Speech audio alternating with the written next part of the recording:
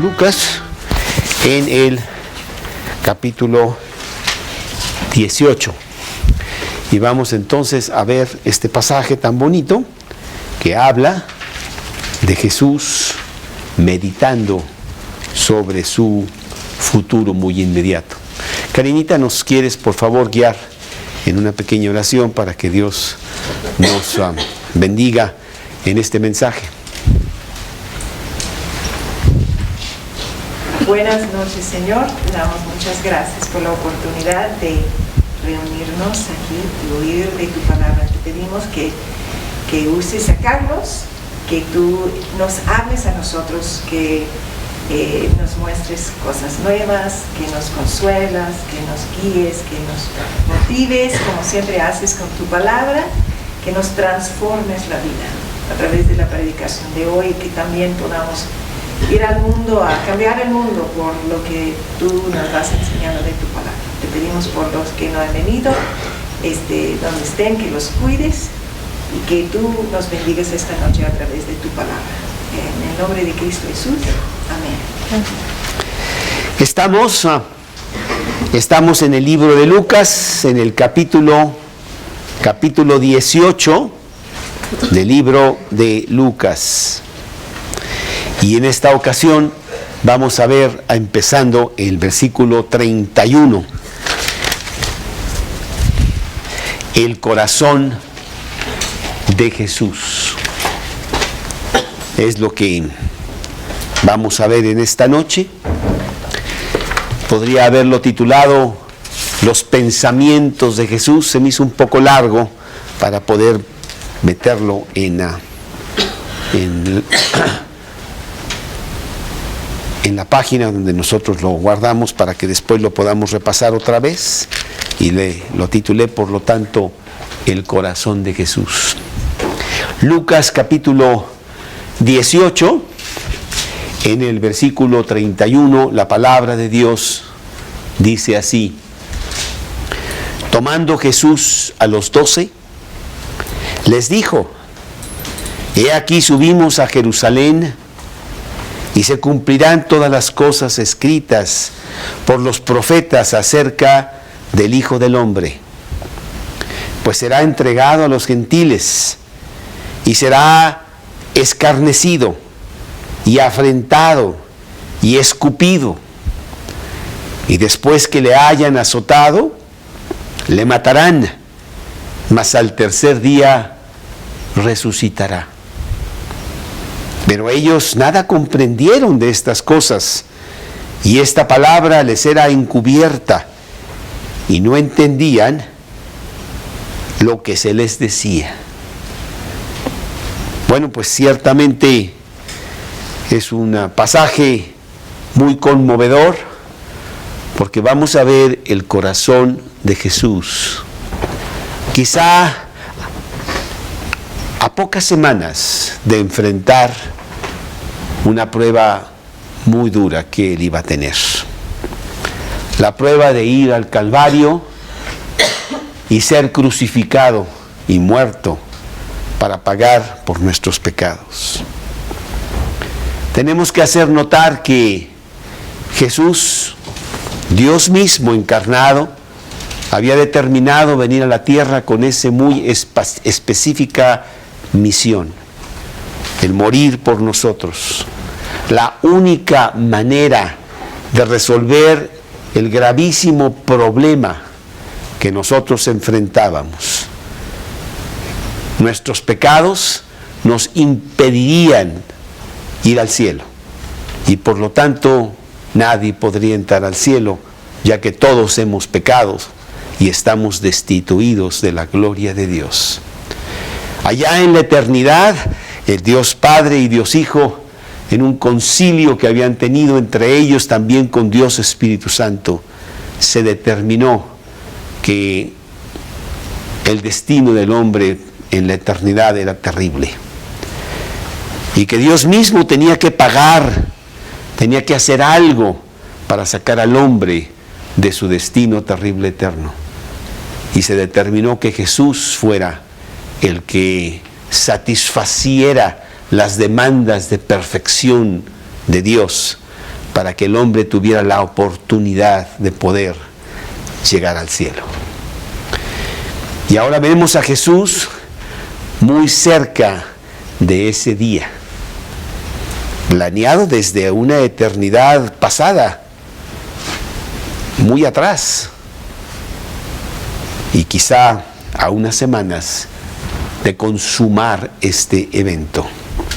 Esta misma historia es muy importante que nosotros la veamos también por los detalles que trae, tanto en el libro de Mateo como en el libro de Lucas, de Marcos. Mateo, Marcos y Lucas, los tres hablan de este evento con diferentes detalles y los vamos a ir viendo. Pero estamos en el libro de Lucas, estamos pasando por este pasaje de Lucas 18 y tomaremos este pasaje como el principal, yendo hacia los otros a medida que vamos avanzando. El pasaje de Lucas empezó allá en el capítulo 9, muy atrás, y hemos estado en esto desde ese capítulo 9, versículo 51, en donde Jesús dice, capítulo 9, versículo, ¿cómo? Sí. No, estoy en Marcos, perdón. Dije, ya me equivoqué, no. Lucas 9, 51, cuando se cumplió el tiempo en que él había de ser recibido arriba, afirmó su rostro para ir a Jerusalén. Determinó sin duda alguna, con gran coraje, con gran aplomo, el ir a Jerusalén, sabiendo lo que le esperaba a Dios mismo allá en Jerusalén. Quiero decirte que Jesús, en su cuerpo, humanamente, era tan humano como tú y como yo, pero al mismo tiempo era Dios mismo. Él sabía todos los detalles acerca de lo que le iba a pasar allá en Jerusalén y cómo lo iban a maltratar, a humillar, a escarnecer, a azotar, a escupir, a crucificar y a matarlo para beneficio de todas esas personas que querían que Jesús no estuviera en la tierra, pues delatándolos a ellos de las cosas que estaban haciendo. Se acercaba la Pascua. La ida a Jerusalén iba a ser precisamente en la semana de la Pascua, en donde mucha gente llegaba a Jerusalén para celebrar ese día de la Pascua. Dice Juan, capítulo 1, versículo 29, Juan 1, 29. El día siguiente vio Juan a Jesús que venía a él y dijo: He aquí el Cordero de Dios que quita el pecado del mundo. Y luego el versículo 36, ahí mismo en Juan 1, mirando a Jesús que andaba por ahí, dijo: He aquí el Cordero de Dios. El Cordero Pascual que todos los años, ahí en abril 14, que era la fecha más o menos aproximada, moría como el memorial de aquella salida de Egipto con Moisés para ir a la tierra prometida. Pero el verdadero Cordero no era un animal que se mataba cada año, sino había llegado a la tierra para morir una vez y para siempre por el hombre y de esa manera pagar por todos sus pecados. Lo primero que notamos en este pasaje de Lucas 18, empezando en el versículo 31, dice: y tomando Jesús a los 12. Tenemos que ir a Marcos para ver un detalle muy importante, y eso está en Marcos, capítulo 10, versículo 32. Iba por el camino subiendo a Jerusalén. No tienes necesariamente que estarlo buscando, yo lo voy a leer, y más poco a poco vas a ver que vamos a surcar por la Biblia con mayor rapidez, pero ahorita no importa. Marcos capítulo 10, versículo 32. Iban por el camino subiendo a Jerusalén y Jesús iba delante de ellos. Y ellos se asombraron y le seguían con miedo. Y este es el detalle que yo quiero decir. Ellos estaban muy asombrados de ver a Jesús tan sereno, tan confiado, tan dueño de sí mismo, que estaban asombrados de ver a un Jesús que sí no tenía ningún miedo de ir a Jerusalén, sabiendo que ya lo estaban buscando, sabiendo que la envidia y el coraje que había contra él de parte de muchos, principalmente de los religiosos, era muy grande y que querían eliminarlo, querían sacarlo, porque estaba diciendo cosas que estaban atacando a los religiosos, cosas muy ciertas que confrontaban su manera de ser con lo que deberían de ser. Y estaban los discípulos muy asombrados, pero al mismo tiempo, además de estar muy asombrados, dice que tenían mucho miedo. Se sentían realmente insignificantes, muy pequeños, comparado con la majestuosa y sublime personalidad de este hombre, que todavía no acababan de entender muy bien quién era él, porque hacía tantas cosas tan maravillosas, hablaba tan bonito, nadie había hablado como él hablaba. Y la gente, las multitudes lo seguían al escuchar sus cosas, los milagros que él hacía. Y realmente pues seguían a Jesús asombrados, pero tenían miedo. Dice ahí Lucas capítulo 5, versículo 8, cuando Jesús hace la pesca milagrosa y saca muchos peces del mar cuando ellos no habían podido pescar nada durante toda la noche, aún siendo pescadores expertos. Simón Pedro cae a sus pies y dice: apártate de mí, Señor, que soy hombre pecador.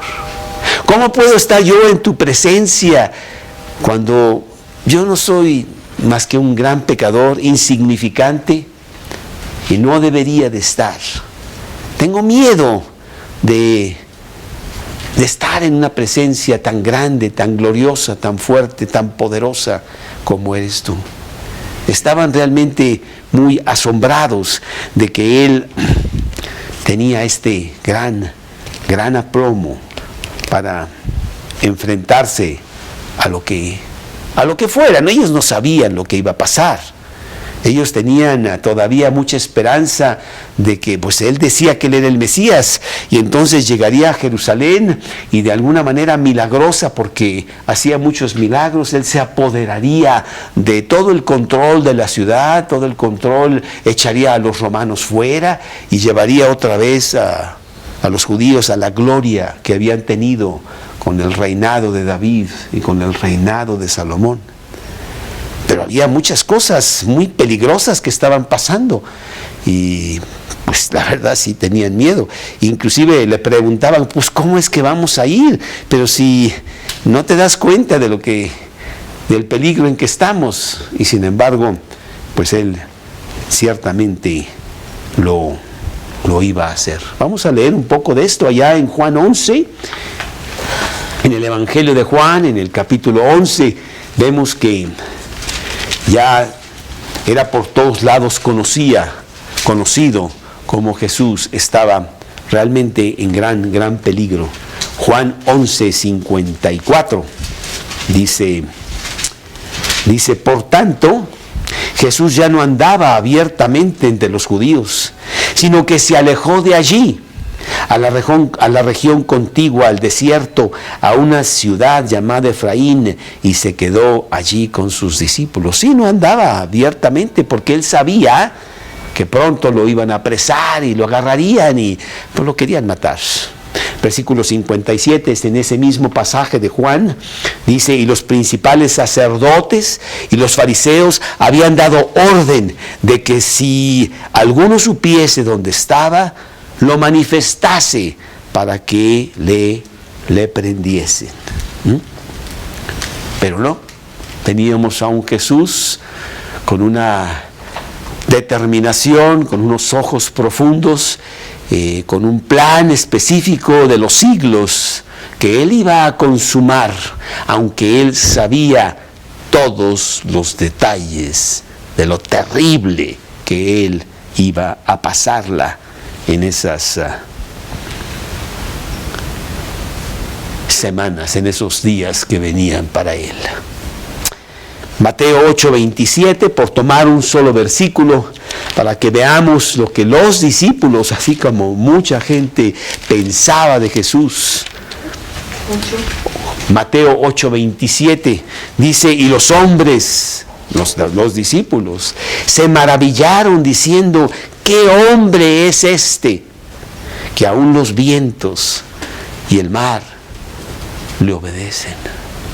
En Lucas vemos varias veces que la gente se maravillaba de la manera como él hablaba, la manera de cómo él se procedía en sus diferentes cosas. Dice Lucas capítulo 5, versículo 15, su fama se extendía más y se reunía mucha gente para oírle y para que le sanase de sus enfermedades.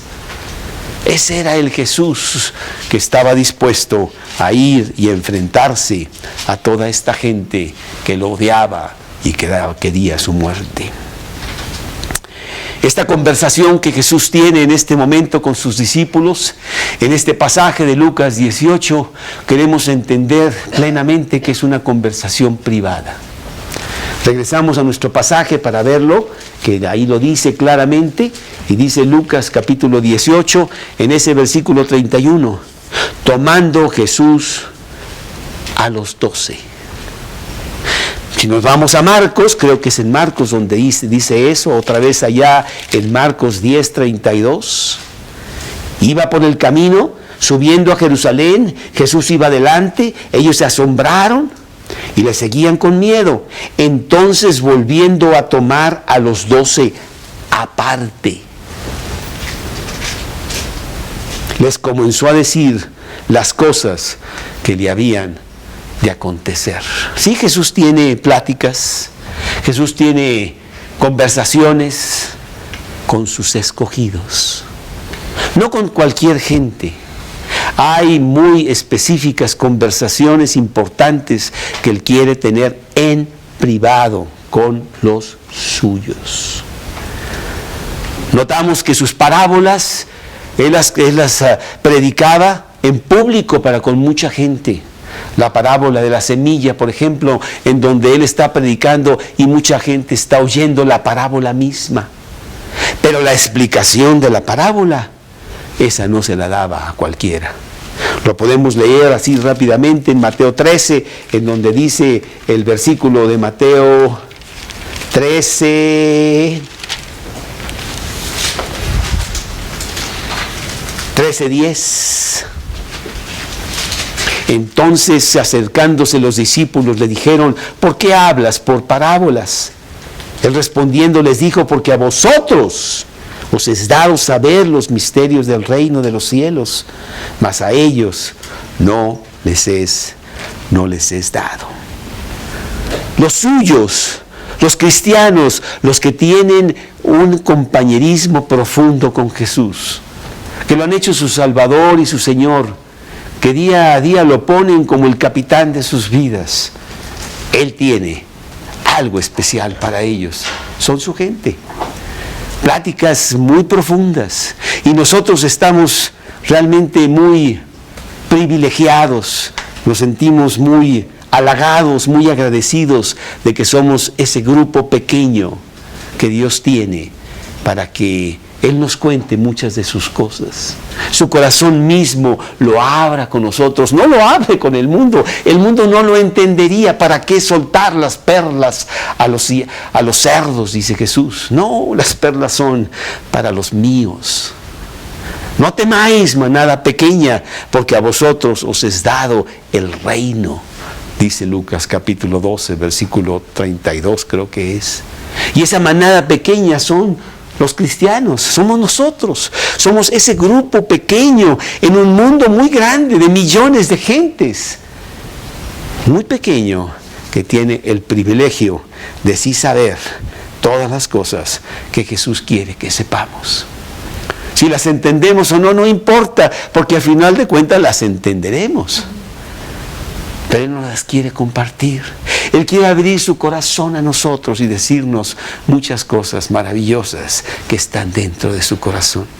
Y en este pasaje es un pasaje crucial, es un pasaje esencial, es un pasaje fundamental. Está hablando de la misión específica para la cual vino Jesús a la tierra. Porque Él no vino a predicar, Él no vino a sanar gente, Él no vino a poner una religión, nada de eso. Él vino a morir en la cruz por cada uno de nosotros. Y de esto quiere hablar. Y vamos a ver 3 cosas fundamentales, importantes, que Él quiere compartir con nosotros, así como lo estaba compartiendo con los discípulos en este pasaje. Cosas realmente muy, muy, muy importantes. Y la primera de ellas, número 1, comunión íntima. Una comunión íntima. Jesús no habla de esta manera, como lo he estado explicando, con cualquiera. Habla con su grupito pequeño. Acuérdense que tenía 12, nada más 12. Había mucha gente que le seguía, pero la mayoría quería los beneficios que Él daba. Multiplicaba el pan y los peces y luego les curaba las enfermedades. Oye, maravilloso, yo voy a seguir a Jesús. Pero lo hacían por conveniencia propia, nada más. Y no por entregarse a Él y realmente ser uno de sus seguidores. Sus seguidores eran 12 en ese momento. Y a ellos es con quien tiene esta comunión muy estrecha, muy íntima. Inclusive de esos 12, tú te acuerdas que tenía grupos dentro de esos 12. Y había 3 que eran sus más cercanos. Cuando estaba en Getsemaní, Él va adelante con esos 3 nada más, no con los 12. Y con ellos comparte la agonía de Getsemaní, sabiendo que esa misma noche lo van a aprender y va a empezar este terrible suceso de la aprehensión, humillación, crucifixión y muerte de Jesús. Así es. Bueno, pues nosotros estamos muy agradecidos con Dios de ser esas personas que estamos dentro de ese círculo pequeño, de tener una comunión íntima con Él. Dice Lucas capítulo 12, en el versículo 48, algo muy importante acerca de esa posición que Dios te da, de ser de los suyos, de estar en su grupo muy íntimo. Dice Lucas 12, 48. Más el que, dice un poquito 48 a la mitad, porque a todo aquel a quien se le haya dado mucho, mucho se le demandará.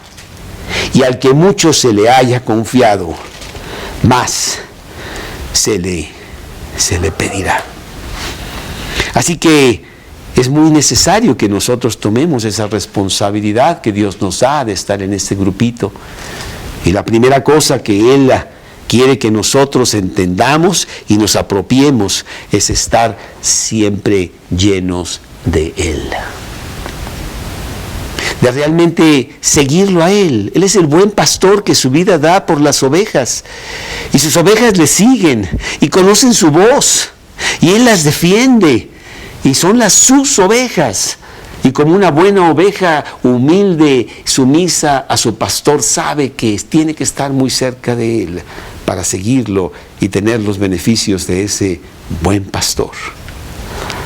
Y eso es lo que nos pide a nosotros, a cada uno.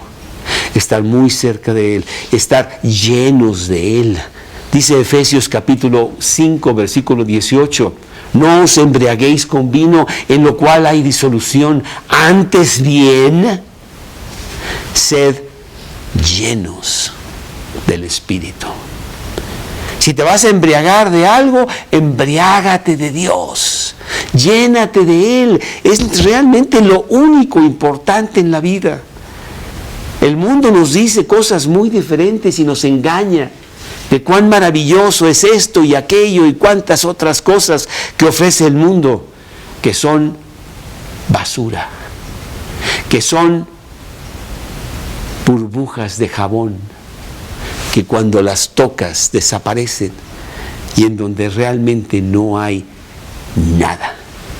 Y corres tras ellas y no encuentras nada más que desilusión, desesperanza y miseria. No, dice Jesús, mejor llénate de Él. Y más tú, que estás cerca de mí, que eres una de las personas con quien yo comparto esta comunión íntima. Sí, los 12 sí tenían este maravilloso privilegio de pasar todo el tiempo con Él. Habían dejado todo por causa de Jesús. Su papá Zebedeo, que era el padre de 2 de ellos, pues se quedó con todos los barcos. Y Juan y su hermano Santiago dijeron, nos vamos a seguir a Jesús. Vamos ahora a ser pescadores de hombres. Y Mateo, que estaba en el asiento, en el banco de los tributos, dejó también todo su dinero para seguir a Jesús. Esto es mucho más poderoso, esto es mucho más importante. ¿Qué cosa podría haber más grande que tomar el llamado de Jesús y seguirlo?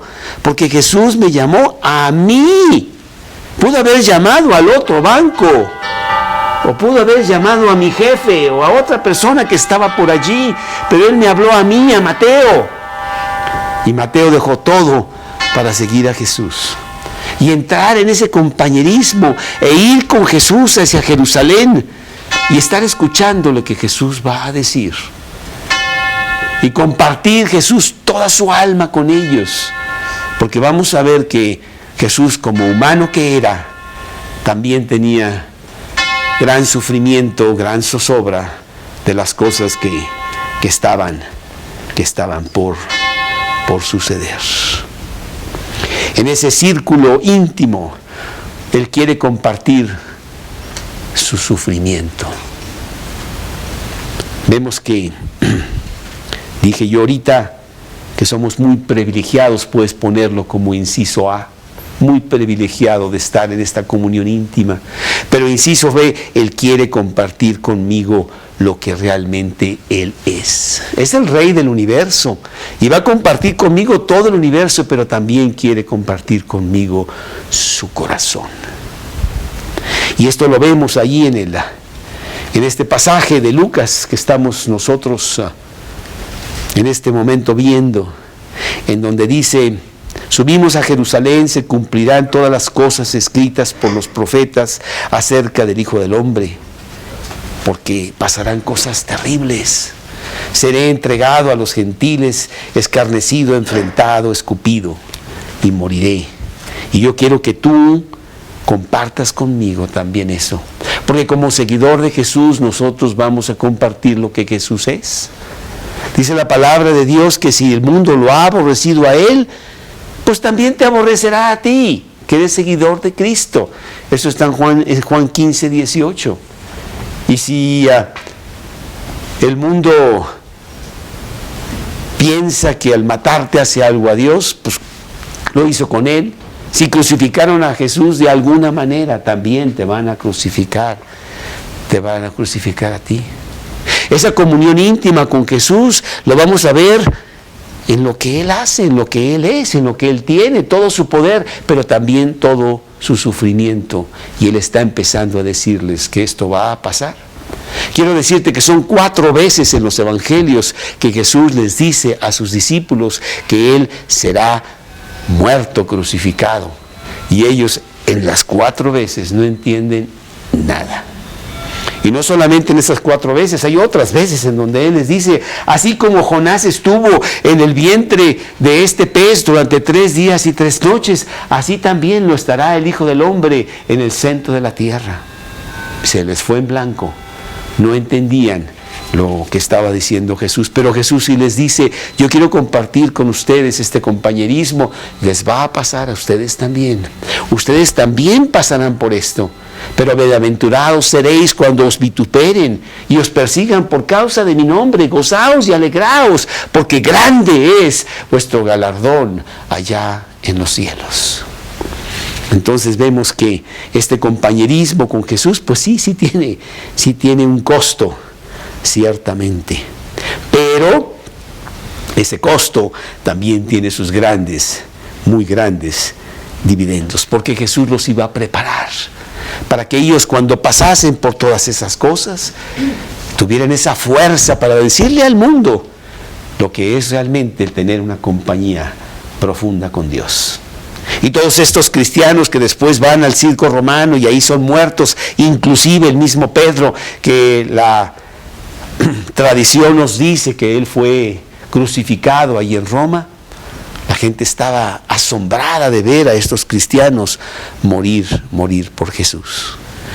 Pedro lo iba a negar 3 veces. Lucas 22, allí en el Lucas 22, 31, pero mira cómo Jesús no abandona a los suyos en ese compañerismo íntimo. Y dice Lucas 22, 31, y dijo también el Señor, Simón, Simón, he aquí Satanás os ha pedido para zarandearos como a trigo. Hablaba de esa manera como lo iba a negar. Pero yo he rogado por ti para que tu fe no falte, y tú, una vez vuelto, confirma a tus hermanos. Él quiere un compañerismo íntimo con nosotros y no nos va a dejar. Tendremos la fuerza de Dios. Nos pasarán las cosas que le pasaron a Él, pero también tendremos las victorias que Él tuvo, como lo vamos a ver aquí en este pasaje. Y nos dice como inciso C, que nos agarremos, al llenarnos de Él, de las Escrituras. Dice la palabra de Dios en este pasaje, ahí en este pasaje 18, en ese compañerismo que está teniendo Jesús con ellos, les quiere hacer ver que es muy, muy importante que nosotros estemos metidos profundamente en la Biblia, porque ahí viene la fuerza de poder enfrentar cualquier cosa en la vida. Por eso Jesús dice, aquí subimos a Jerusalén y se cumplirán todas las cosas escritas por los profetas acerca del Hijo del Hombre. Frecuentemente Jesús se deleitaba en citar las Escrituras para beneficio de los oyentes. Le daba su lugar a las Escrituras porque ellas hablaban de Jesús. Y no solamente quería que supieran que las Escrituras eran muy importantes para cada uno de nosotros, sino que probaban que Él era en verdad el Mesías que se esperaba. Era el Cristo que Él decía ser, Dios mismo. Dice Juan 5:39, dice la palabra de Dios, escudriñad las Escrituras, porque a vosotros os parece que en ellas tenéis la vida eterna, y ellas son las que dan testimonio de mí. Sí, la comunión íntima con Jesús hoy es a través de la palabra de Dios. Es ir a la Biblia y allí encontrar el confort, el consuelo, la victoria, la fuerza, el gozo, la paz que este libro tan maravilloso nos da. Y por eso Él se ha ocupado de que este libro esté aquí después de 21 siglos, cuando no debería de estar, porque ha sido atacado terriblemente. Pero aquí está, traducido a más idiomas que nunca, a más dialectos que nunca, y accesible a todo mundo. Personas inclusive que han aprendido a leer aquí mismo en la Biblia. Salmo 119, versículo 124, que dice: haz con tu siervo según tu misericordia y enséñame tus estatutos. Tu siervo soy yo, dame entendimiento para conocer tus testimonios. Y el 127, por eso he amado tus mandamientos más que el oro y más que el oro muy puro. Sí, la palabra de Dios es un espejo que refleja la gloria de Dios, como que vemos la cara de Dios aquí mismo, y Él quiere comunicarse con nosotros de esta manera. Él no se aparece, nunca se te ha aparecido, nunca se te va a aparecer. Eso terminó desde el primer siglo. Él deja este libro aquí para que en él veas tú a Dios y comprendas lo que Él es y lo que Él quiere, y tener un compañerismo realmente profundo con Él. Así es. La palabra de Dios. Dice como número 2, la primera fue un compañerismo íntimo con Él. Pero dice aquí número 2 que Él quiere compartir sus pensamientos más privados contigo. Siendo de su círculo muy íntimo, Él abre su corazón a ti. Y lo vemos en este pasaje, en el versículo 32, en el siguiente versículo, en donde dice, pues será entregado a los gentiles, y será escarnecido, y afrentado, y escupido, y después que le hayan azotado, le matarán, mas al tercer día resucitará. Jesús sabía de antemano todos los más pequeños detalles de lo que le iba a suceder a Él en Jerusalén. Él lo había planeado desde la eternidad y tenía control completo y sabía todos los pormenores de todo ello. Y esto ha de ser muchas veces, te puede pasar a ti. La anticipación de lo que te va a pasar puede ser peor que lo que realmente te pase. Cuando finalmente te dicen la semana entrante te vamos a operar, va a ser muy delicado esto, lo otro, tienes toda una semana de agonía completa. Mejor no te hubieran dicho nada. O ¿sabes qué? Pues de una vez opérame ahorita, porque esa semana va a ser terrible, no la quiero. Imagínate tú con Jesús, que Él sabe todo lo que va a pasar. Otro personaje en la Biblia, Abraham, le pasó lo mismo con su hijo Isaac. Cuando Dios le dice a Abraham que él sacrifique a su hijo para Dios, su primogénito, su unigénito, que Dios le había prometido tener en su vejez, y que pues ya con una edad de 100 y pico de años, pues ya dice, oye, pues me voy a quedar sin nada si mato a mi pobre hijo. Ve y sacrifícalo ahí en el monte Moriah. Dice la palabra de Dios que Abraham fue. Dice que después de 3 días de caminar, vio de lejos aquel monte. Imagínate lo que traía dentro de angustia, de aquello que iba a pasar. Y así Jesús, pues Él sabe todo esto. Él sabe lo que le va a pasar. Pero vamos a ver algunas de las cosas específicas que Él sabe van a pasar y que realmente son de gran dolor para Él, y lo está compartiendo con los suyos. Inciso A, la traición. Eso tiene que ser terrible.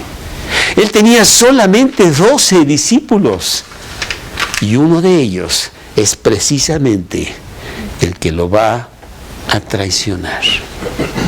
Lo va a traicionar por unas cuantas monedas. Y no solamente eso, sino que esa amistad profunda que está hipócritamente teniendo con Jesús, como si Jesús no supiera, la va a concluir con un beso allá en Getsemaní. En ese versículo muy fuerte, en Mateo 26. Mateo 26, creo que es el 14. Entonces uno de los 12, que se llamaba Judas Iscariote, fue a los principales sacerdotes y les dijo, ¿qué me queréis dar y yo os lo entregaré? Y ellos le asignaron 30 monedas de plata.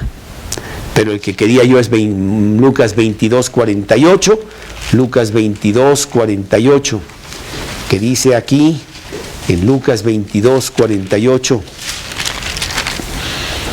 mientras él aún hablaba, 47, se presentó una turba y el que se llamaba Judas, uno de los 12, iba al frente de ellos y se acercó hasta Jesús para besarle. Entonces Jesús le dijo: Judas, ¿con un beso entregas al Hijo del Hombre? Pues yo creo que tiene que haber sido algo terrible, que Jesús ya sabía que iba a pasar. Y que inclusive varias veces en su recorrido con los 12, uno de vosotros me va a entregar. Y ahí dice que fue entregado, fue traicionado. Y bueno, tú puedes sentir esa traición cuando a esta persona a quien amas mucho va y es el que realmente te golpea durísimo con una traición específica. Pues eso tuvo que haber sido algo muy fuerte para el corazón de Jesús. Pero no solo eso, inciso B, una condena específica de las personas que odiaban a Jesús y que estaban contemplando la menor oportunidad posible para matarlos, y que eran los fariseos y los escribas que odiaban a Jesús. Y eso debió haber sido algo que le dolió muchísimo a Jesús. Dice aquí en el pasaje de Marcos: he aquí subimos a Jerusalén, Marcos 12:33, y el Hijo del Hombre será entregado, será traicionado a los principales sacerdotes y los escribas, y le condenarán a muerte. Si alguien debería defender a Jesús, son aquellos que guardaban la palabra de Dios, son aquellas personas que eran los modelos con el pueblo y que los guiaban hacia ver, contemplar, adorar a Dios. Todos estos sacerdotes, y ellos son los que con más fuerza se van contra Jesús, y él se siente realmente pues muy mal, viendo que a lo suyo vino y los suyos no le recibieron, y que se sentía muy solo porque estas personas que deberían de estarlo defendiendo para nada estaban con él. Juan 11:47 nos dice: entonces los principales sacerdotes y los fariseos se reunieron en el concilio y dijeron: ¿qué haremos? Porque este hombre hace muchas señales.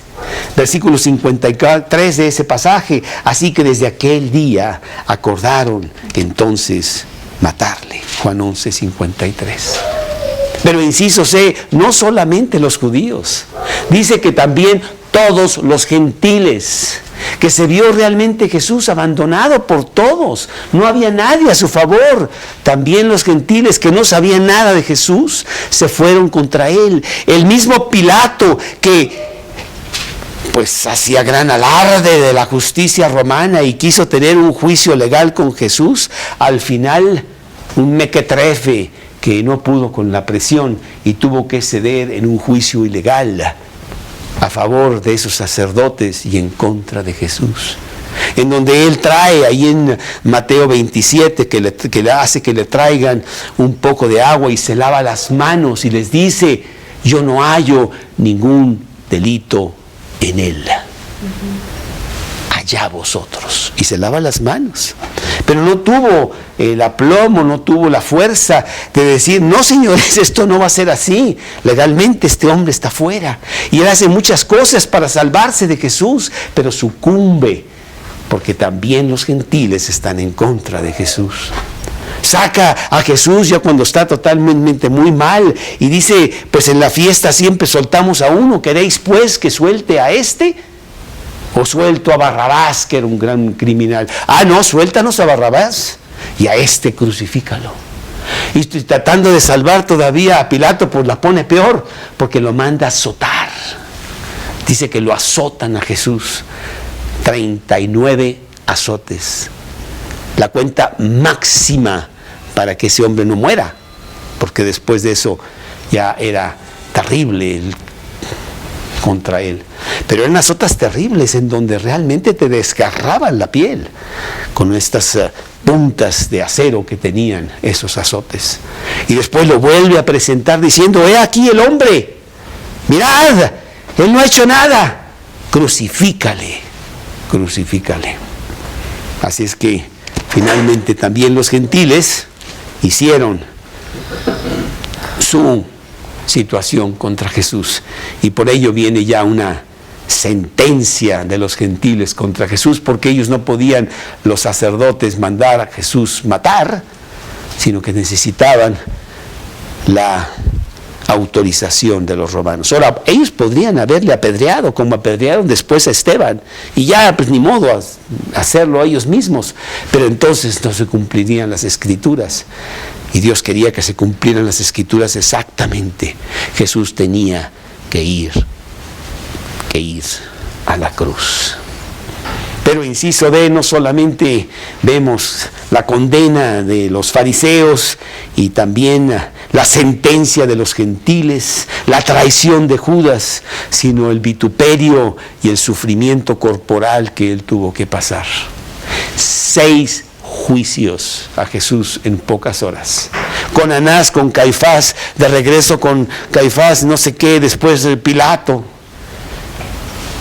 Debió haber sido un hombre muy fuerte para soportar eso. Golpes en donde todavía no van con Pilato y ya tiene la cara deformada.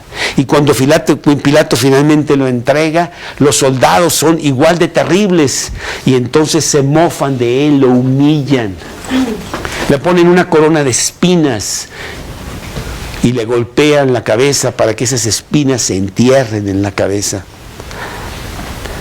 Y le ponen un manto de púrpura que con toda la sangre que él tiene se le pega a la piel, y después se la tienen que arrancar para llevarlo a la cruz. Y se burlan de él y lo humillan, y todo eso Jesús lo hace en silencio, porque el mismo Pilato le dice: ¿qué no me contestas a mí? ¿Sabes que yo tengo poder para soltarte y tengo poder para mandarte a la cruz? Y le dice Jesús: tú no tienes ningún poder, sino el poder que te es dado de arriba. Bueno, pues, el mismo Pilato dice: oye, qué bueno, mi mujer me dijo que no me metiera con este hombre, que había tenido sueños, que mejor no le entrara. Y se siente ya muy acorralado. Pero sí, lo que le pasa a él fue realmente una situación física también muy fuerte. Lo crucifican. La crucifixión por clavos ya no se estaba celebrando, era demasiado cruel. Inclusive los 2 ladrones que le pusieron alrededor, uno de cada lado, a ellos no los crucificaron con clavos, solamente a Jesús. Y tú puedes sentir, tú puedes pensar e imaginar el tormento físico que debió haber tenido cuando todo el cuerpo estaba pesando hacia abajo y siendo solamente sostenido por las manos clavadas y por los pies clavados, que debió haber sido muy, muy fuerte. Era tan agónico que pasaban las horas y las horas. Ahí este hombre agonizando, y finalmente moría por asfixia, porque ya no podía soportar más el cuerpo, y entonces el corazón explotaba, que fue lo que finalmente le pasó a Jesús, aunque él murió cuando él quiso y no cuando el cuerpo le dijo que fuera. Filipenses capítulo 2, versículo 7. Tengo tantas cosas que decir que la verdad espero que puedas llegar tarde a tu casa hoy, porque aquí vamos a estar unas buenas horas. No, no es cierto. Pero bueno, sí, me voy a tener que saltar muchas cosas porque realmente es un pasaje muy conmovedor en donde Jesús está abriendo su corazón con los suyos. Dice que se despojó a sí mismo, tomando forma de siervo, hecho semejante a los hombres, y estando en la condición de hombre, se humilló a sí mismo, haciéndose obediente hasta la muerte, y muerte de cruz. Allá en Filipenses 2:7 y 8. ¿Sí? Pero la tercera cosa que yo quiero mencionar, mencioné el compañerismo profundo de Jesús con los suyos. El corazón de Jesús que lo abre ante los suyos para que ellos sepan lo que le está pasando y lo que le pasará. En donde inclusive en Getsemaní dice que está él sudando gotas de sangre. Él ya estaba agonizando en Jerusalén, ahí en Getsemaní. Cuando una persona está sudando sangre, está a punto de morir. Y él está pasando por eso en ese momento, pero pasarían muchas cosas después. Pero lo más maravilloso de todo esto es que el final no fue allí. Jesús sí murió, Jesús entregó el Espíritu al Padre cuando Él quiso que eso fuera, y cuando Él pensó que ya estaba terminado, Él dijo, consumado es, y dice la Biblia, y entregó. Él no se murió, Él entregó el Espíritu. Los discípulos realmente estaban pues muy confundidos, pues, o sea, como el Mesías, y habíamos hablado del reino, y mira nomás lo que pasó, qué terrible, nos va a pasar a nosotros, vámonos, corramos. Y se quedó solo Jesús.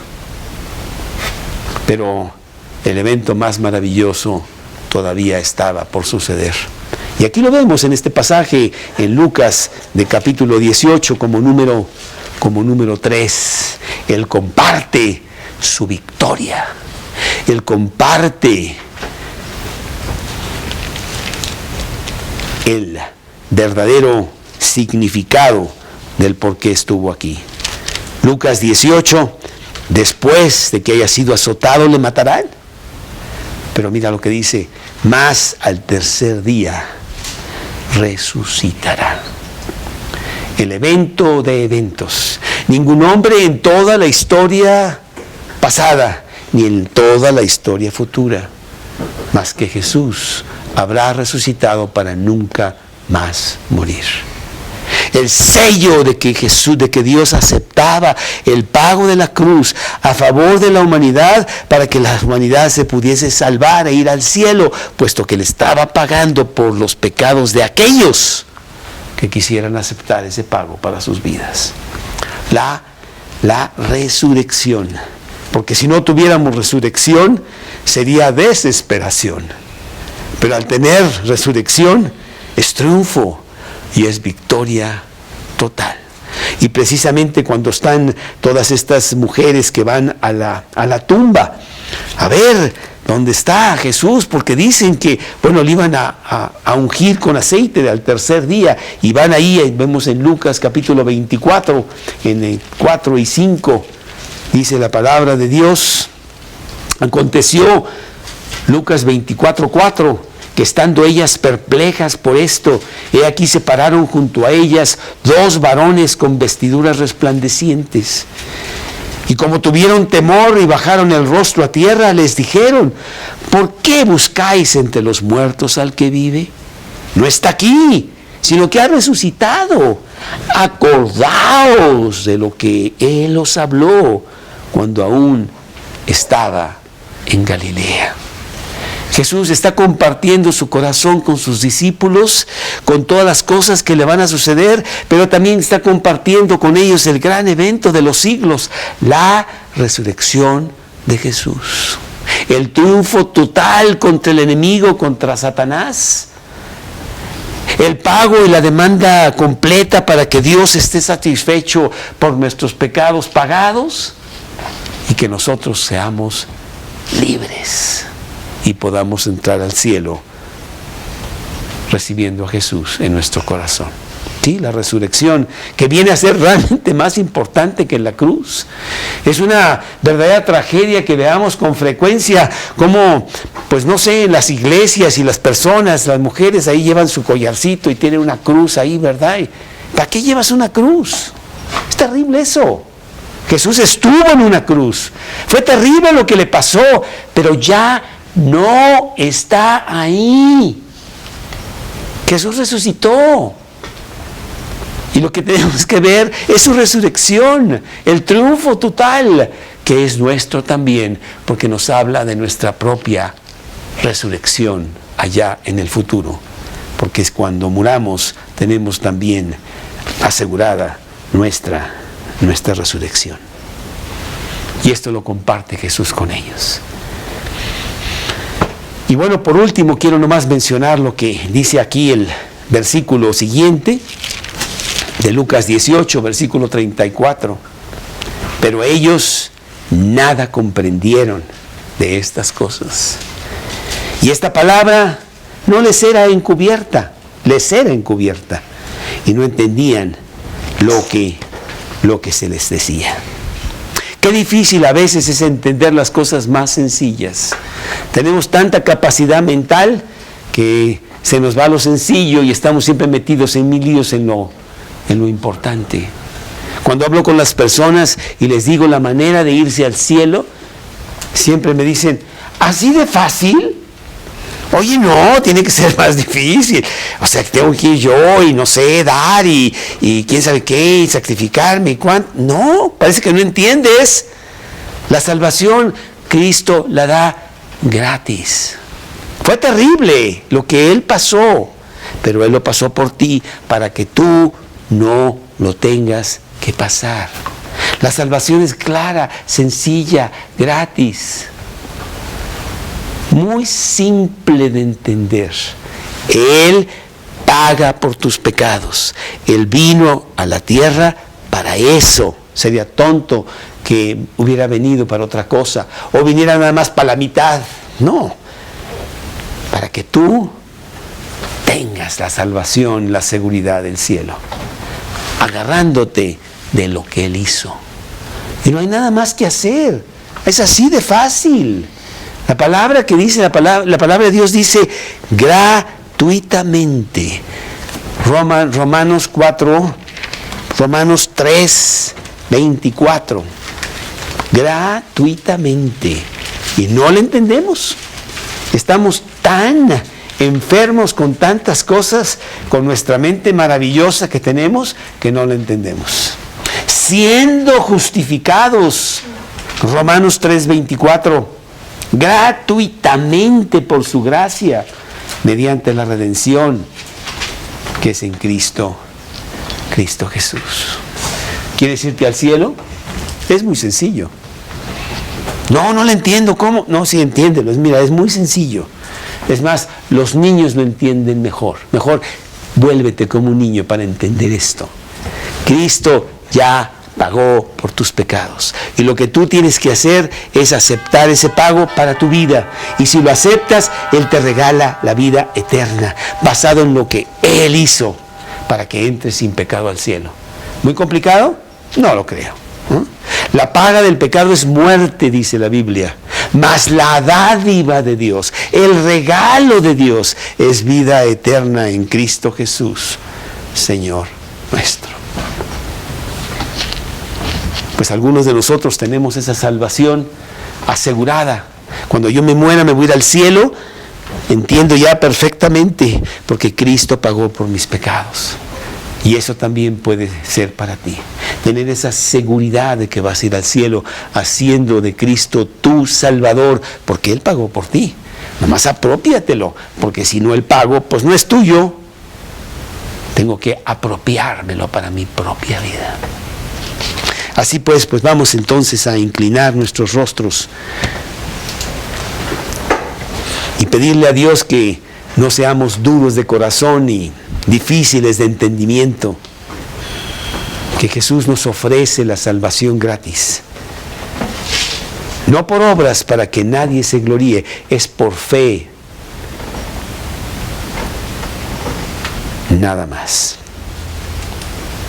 Y así con los ojos cerrados, pues ve hacia adentro y considera si realmente tú tienes esa salvación para tu vida. Si Cristo es tu Salvador.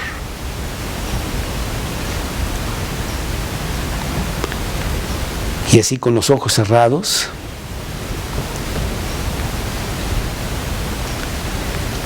si tú ves quebranto en tu corazón, si tú ves que Cristo no es el Salvador de tu vida, repite conmigo esta oración. Entrégate a Él en esta noche. Hazlo el dueño de tu vida, tu Salvador.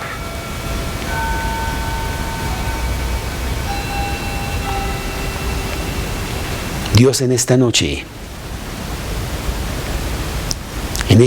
yo vengo a ti con todos mis pecados. Yo vengo a ti para pedir perdón, porque mi mayor pecado es que tú no eres el Señor de mi vida.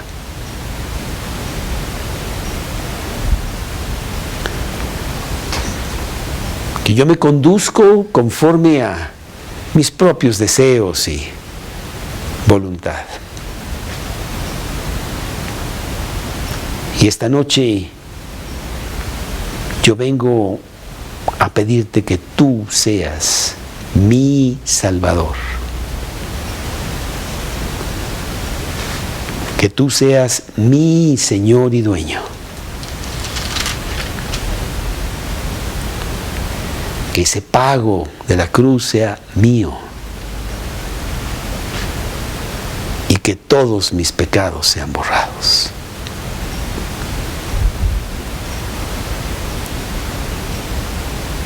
Entra pues a mi corazón en este momento. Apodérate de todo lo que soy. Regálame la vida eterna. Y dame una vida abundante aquí en la tierra.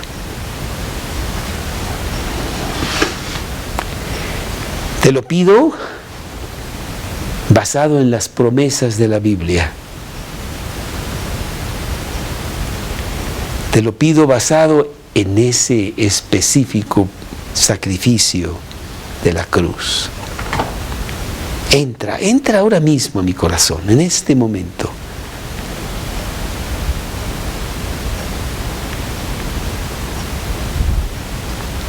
Te lo pido en el nombre de Cristo Jesús. Amén. Pues hace 37 años yo hice una oración similar. Y aquí estoy. Y más, estaré en el cielo. Aquí traigo mi boleto, ¿lo quieres ver? Es más, no lo puedo ni perder porque no es de papel. Que Dios los bendiga.